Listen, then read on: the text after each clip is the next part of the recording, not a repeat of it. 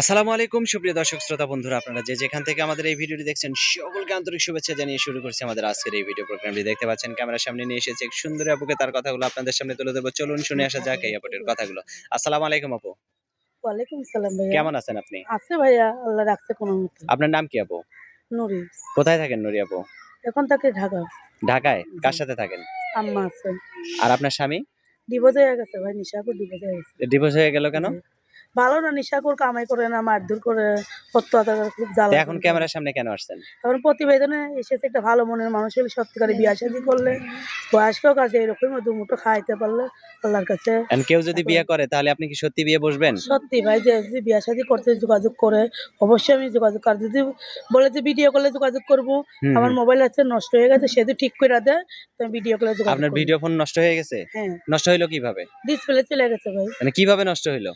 মনে কর ডিসপ্লে কাজ করতে দিয়ে মোবাইলটা হাত থেকে পড়ে গেছে, ডিসপ্লে নষ্ট হয়ে গেছে। আচ্ছা। তো এখন এটা ঠিক করতে কত টাকা লাগবে? ও বলছে ভাই ৩,০০০ টাকা লাগবে ঠিক করতে। ৩,০০০ টাকা লাগবে? জি। তো এখন ওটা ঠিক করে দিবে তাকে যদি আবার আপনি ফাঁকি দেন? না, না ভাই, সে তো আমার দায়িত্ব নিচ্ছে, সে আমার দায়িত্ব নিচ্ছে, তাকে কেন ফাঁকি দেবো?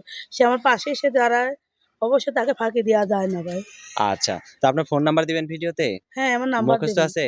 না ভাইয়া, নাম্বার আচ্ছা মুখস্থ তো নেই। দেন, আমি নাম্বারটা বলে দেই। আমার সাথে, সাথে আপনিও বলতে পারবেন তো নাকি? না ভাইয়া, তুমি বলো।